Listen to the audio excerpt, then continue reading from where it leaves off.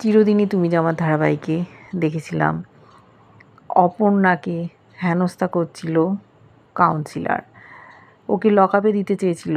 সেই সময় আর্য পৌঁছে গেছে। আর্যকে দেখে অবাক যে আর্য সিংহরার সাথে অপর্ণার কী সম্পর্ক। আর্যর কাছে জুজু হয়ে গেছে সেই কাউন্সিলর। সে ক্ষমা চেয়েছে ওর ভুলের, অপর্ণার কাছে হাত জোড় করেছে। আর যে মেয়েটি চলে যাচ্ছিল, যার জন্য এত কাণ্ড, সে স্বীকার করেছে যে অপর্ণা কোনো ভুল করেনি। পুলিশ 3টে গুন্ডাকে লকআপে নিয়েছে, কিন্তু পুলিশের সাথে চোখাচোখি হয়েছে কাউন্সিলরের, যাতে পরে ওদের ছেড়ে দেওয়া হয়। এদিকে অপর্ণা বাড়ি ফিরে গেল। আর্যর খুব মন খারাপ।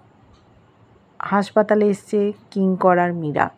ওরা জানতে পেরেছে আর্য ওখানে নেই। কোথায় গেল? তখন মানসী বলেছে যেখানে যাওয়ার সেখানেই গেছে, অপর্ণার বিপদ বাঁচাতে গেছে। অবাক হয়ে গেছে এরা, বলেছে তোমরা চলে যাও, আর্যদা ঠিক আছে। এরপর দেখব আর্য তার মনের কথা আদৌ বলে কিনা অপর্ণাকে।